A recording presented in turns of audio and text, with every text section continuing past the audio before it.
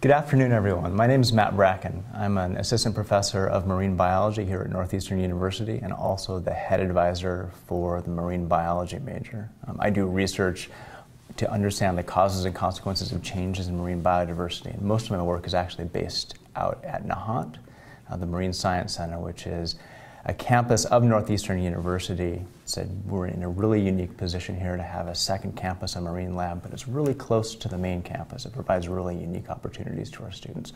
So my research program is primarily based there. And with me here is Mal Hill. He's also a faculty member here. Thanks, Matt. I'm the associate professor, faculty advisor for students in the environmental science and environmental studies majors, and I'm associate department chair.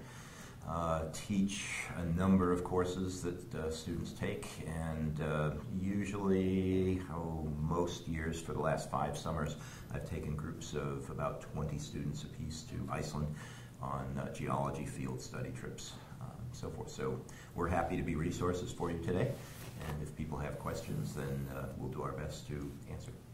We particularly want to talk about these 3 programs, the marine biology major, the environmental science major, and the environmental studies major.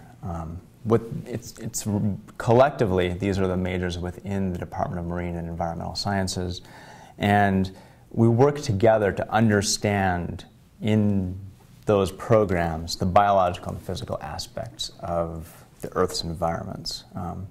Our group was recently formed from a merger between the Department of Earth and Environmental Sciences and the faculty at the Marine Science Center. And it's a really neat synergy. It provides us really good opportunities, important perspectives on global change, and especially given current threats to the natural world, the natural environment, and the changing world that we live in, we're able to address some really important issues. So maybe I'll start by just saying a few things about the marine biology major. The marine biology major focuses, as the name implies, on life in the sea. That major was created to provide both general training in biology. And that's an important consideration because that major, it was formed as part of sort of the biology family of majors on campus, which also include biology and behavioral neuroscience and biochemistry. And what that means is that a lot of the lower division courses are common to those majors. It also means that, for example, from a pre-medical standpoint, if any of you are interested in pre-medicine, that background, that curriculum is designed to be seamless in terms of allowing you those sorts of opportunities. But one of the neat things we do in marine biology is we diverge from those other programs, especially in the upper division courses, allowing you to really specialize and take unique courses that allow you to understand life in the sea. And one of the best ways to do that is by taking courses based at a Marine Science Center in Nahant. And so the way that works, and one of the best ways to accomplish that, is through a program called the 3 Cs program. That's a unique experiential program at Northeastern University. And it's one of the flagship aspects of the marine biology major. So students coming into our major are able to take courses at Nahant with us here at our campus, Northeastern's campus.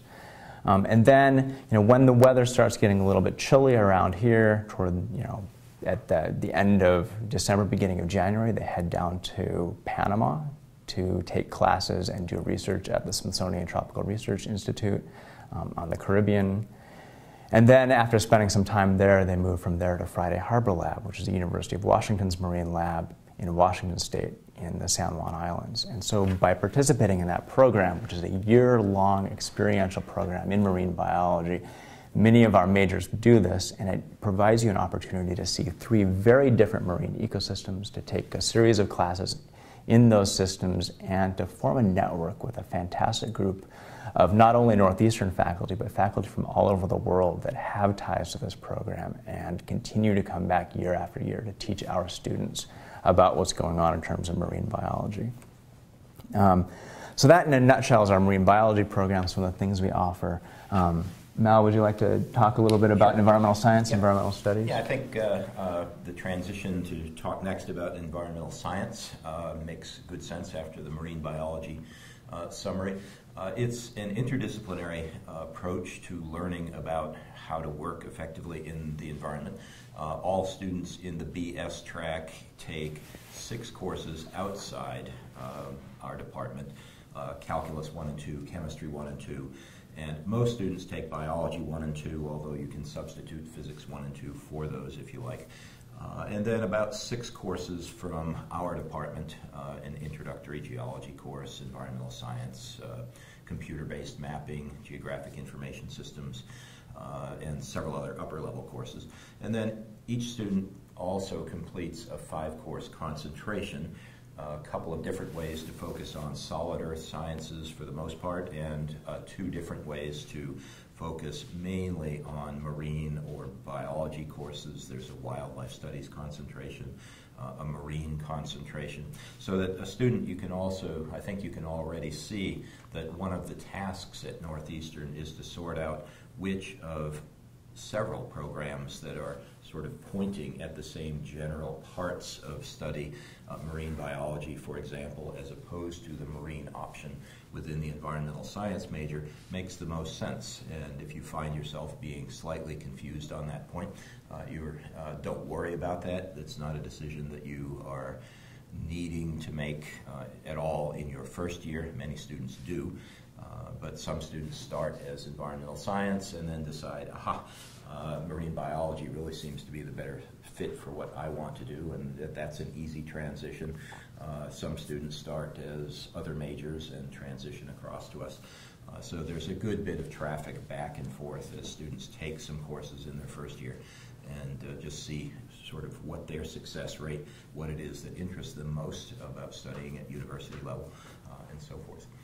So that the environmental science degree is a straight-up science major, and the environmental studies program is designed for students who are interested in working in environmental programs and problem solving, but don't see themselves as primarily science-interested students, not that they aren't interested.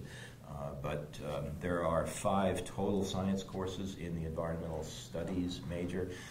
It's a Bachelor of Arts program as opposed to a Bachelor of Science, and the majority of courses that students take there are in departments that offer political science, international affairs, economics. A student has numerous ways of fine-tuning what they decide to focus on within environmental studies. But broadly, sustainability interests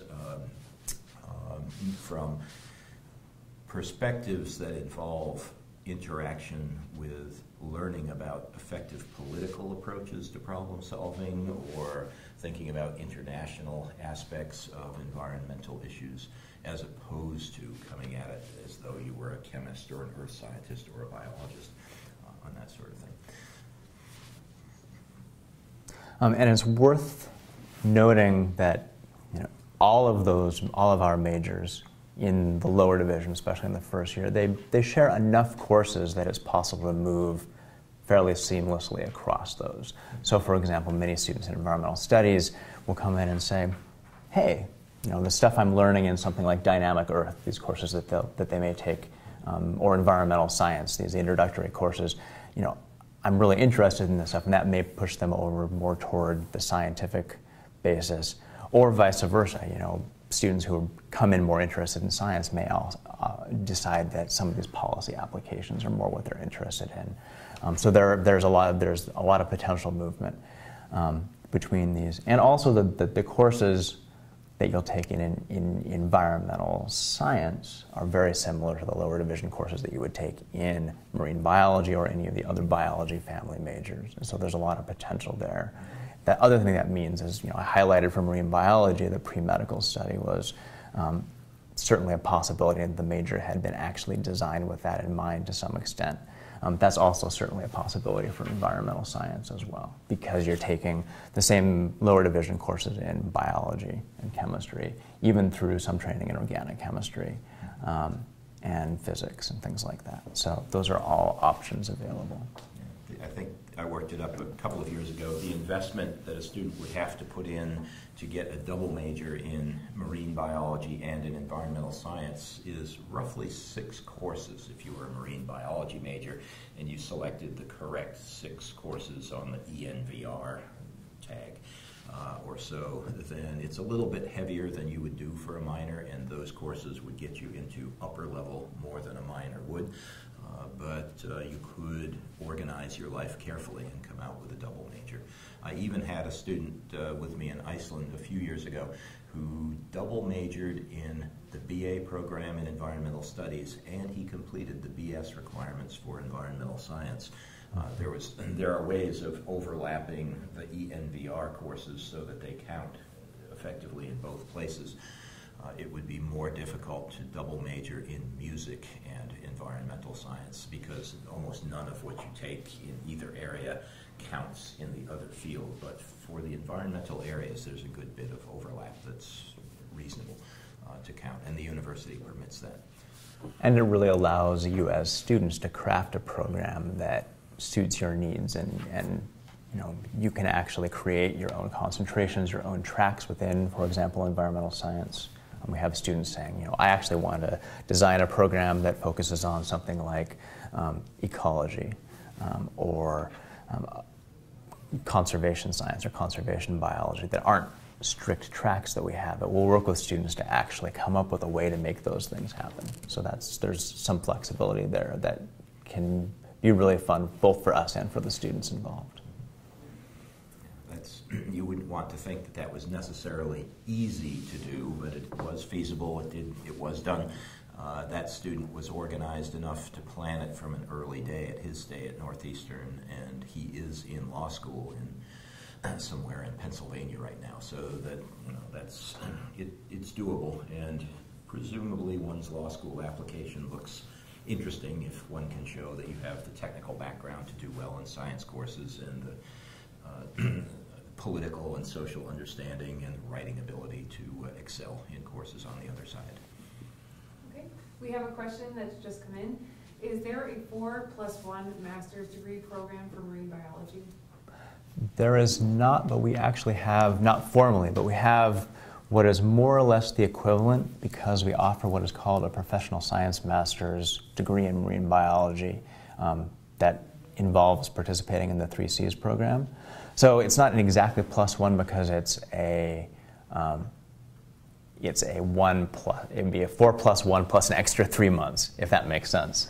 So the 3 Cs program offers a professional science master's degree that's really designed as a springboard to either professional employment in marine biology, or a lot of students use it as to gain extra experience and to make their resume more solid if they're applying for a PhD program.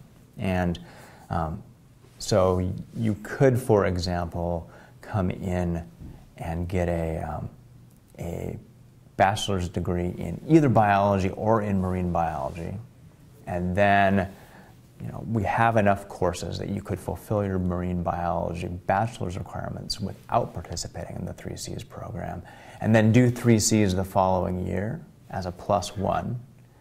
And then the only difference beyond a strict +1 is, and this really completes that experience, is that it requires an internship. And during that internship, you're not fully registered for classes, so you don't incur that complete financial burden associated with that, for example. But it does give you both the opportunity and, I'd argue that for that type of a degree, it's really a necessity to go out in and have a true experiential component where you go and work in a field that is what you want to be doing, potentially doing a research project as part of it, and then you actually write a paper and give a presentation that aren't exactly equivalent to a full master's thesis presentation, but they're very similar to it. It's a fairly similar experience in that +1 type format. So that would be the best way to accomplish that here. We have a lot of students interested in undergraduate research.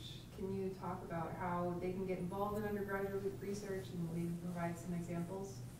I have students coming into my lab doing marine biology focused research a lot. And you know, it's especially now that we are offering in the fall and moving forward in the spring transportation, regular transportation between our campus here in Boston and the Marine Science Center. I'm working with several students right now to set up research credits. So you can actually take research as credit. So there are a few, you know, I also have students volunteering in my lab, and a lot of students get started that way. But the other option is just to say, all right, we will work together to design a research project, and I want it to be your project. And based on how much time you want to commit to it, we can give you this many credit hours for that experience. And then you'll come out and work in my lab or out in the field at Nahant, for example. That's just because that's where I do my work. But we could work out something on campus as well, maybe a more literature, meta-analytical, statistical type project. But then if you're actually getting credit for a research project in my lab, in terms of academic credit, it will require writing a paper based on that work. I do require personally some sort of independent effort, so it's not just coming into the lab and washing glassware, but actually designing an experiment and participating in the full research process. And then, you know, working together to help you write that up, to analyze the data, and come up with a final project based on that. So that's how I run research in my lab, and there are a lot of opportunities at the Marine Science Center and across the campus. I mean, you guys have similar things going on in. I have a small lab in the department with some surface water analytical equipment, and some students have done a bit of sampling in nearby rivers and that kind of thing. All students at Northeastern, as part of their the NU core curriculum, have something called a capstone requirement that they need to do. For many students, it's a writing project, getting you up into peer-reviewed literature and so forth. But another pathway that some students take through meeting the capstone requirement, which is also a major graduation requirement, not just the NU core, is to incorporate a project much like what Matt was talking about. So the student would be in this track of capstone, engaged in some research, faculty supervised, graduate student supervised, as it may be, and then write it up, referring to previously published work, and put your conclusions into context, and so forth, and turn that in to be evaluated as your capstone project. So that's a second way of going at it. The third way, very briefly, is in the honors program. For part of the upper level, a way of satisfying the advanced part of the honors requirements at Northeastern, there's a structure called the Junior-Senior Honors Project, and students can work with faculty on those sorts of projects as well. One of the students that I supervised in the past was one who had been with me in Iceland, and her project was studying some aspects of Icelandic history and the Icelandic language. Didn't have anything to do with science, but it's what she was interested in, and she learned quite a lot from it, and I was quite happy to supervise that project. So lots of options to be thinking of. In terms of, you know, the traditional format in marine and environmental sciences, harkening back to some of the more geological roots, what fraction of the students actually go on to do a traditional summer field camp experience in the program? Not many. Not many? A few do. And it's another aspect or possibility. Yeah, no, that's right. When I was an undergraduate, it was part of the major requirements for us. It can be, my sense of it is, it's not that students aren't interested, but in order to spend an entire summer, which is how most of those are set up, it means that you either have to get lucky and find a short-term 3-month co-op that would only be for, say, January through March or April, and then that would leave you free in the summertime to participate in a field mapping field camp, or else to say if you're on the summer to /fall co-op cycle, that you wouldn't start that until September instead of starting it in July, and that kind of thing. So that for us, if a student is actively engaged in co-op and chooses not to jump off the full 6-month co-op cycle, then it pretty much puts the summer field camps that are scheduled across summer terms out of practical. But if a student, I mean, we offer possibilities for all students to do any of these degrees in a 4-year format. Right. But if they wanted to take one of those summers as an experiential component and go do field camp, that would be another option. No, that's right. Yeah. So, and we have had students do it, so it just depends on what you want to do. One of the main reasons why students do choose to come to Northeastern is co-op. Could you talk about some examples of co-ops that students have been on in the past? We have really great ties for marine biology with programs like the New England Aquarium. So there are actually at least 2 permanent co-ops based there, and maybe even more. Students do things like, one of the co-ops is based in the penguin husbandry unit, so they take care of the penguins at the New England Aquarium. Another one involves diving in the giant ocean tank and helping facilitate that aspect of it. So those are 2 of the co-ops at the aquarium. We have a number of students who will go down to Woods Hole Oceanographic Institution. We have faculty there who for a number of years have hosted our marine students to work in their labs. And there are a number of opportunities also at our own marine lab here at the Marine Science Center in Nahant, both based in some really neat outreach components. So we have students who can come and work with our outreach faculty teaching marine science to, especially to K-12 students, which can be really rewarding and a neat aspect of our students' experience. There's also the Center for Vertebrate Studies. Professor Will Jones runs that, and it's our museum on campus, and he has a co-op that's based there that works in the museum and learns some of the curatorial responsibilities. So that's just a flavor of some of the different ones that we have that are more marine biology focused, and then you have a number of them in environmental science as well. Yeah, I teach, one of the courses I teach is computer mapping geographic information systems, and we try to get all of the environmental science majors through that course during their sophomore year, so they have the experience in their back pocket to apply for GIS-focused co-ops if they want to apply for them. And a number of places, ran into one very happy-looking one of our majors at a department function a week or 2 ago, who's working in the State House as one of relatively few GIS experts there up on Beacon Hill. Cambridge Water and Sewer, U.S. Geological Survey, both at their main water office in Northborough, as well as down at Woods Hole. NOAA has an office up in Gloucester, and there are some students who have gotten ship time up there. And then if a student either has an in with a company that perhaps a family member works in, or they just wanted to go to Vancouver, British Columbia, on co-op, and the student will do a little legwork. We've had our students have invented co-ops for themselves. Co-op gets to say no. They need to know that we're sending students into a safe environment. They'll be appropriately supervised.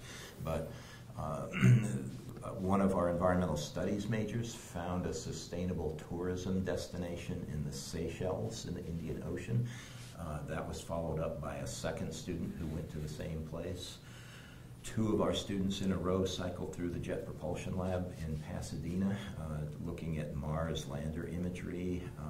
One of those students then found a co-op for herself, for co-op to evaluate, and they approved, in Vancouver, British Columbia, working for an environmental energy subcontractor who was looking at environmental impact statements using GIS for a proposed hydroelectric project in Canada, and that sort of thing. So there are pieces here and there. There are for students in environmental studies. There are sustainable focused co-ops that can be had, and so forth. So. And you can really, there are opportunities, like you say, to design your own co-op. I mean, I know another student, I think he was in environmental science, figured out a way to do work in New Zealand, and he was doing water quality testing in the wake of the Christchurch earthquake.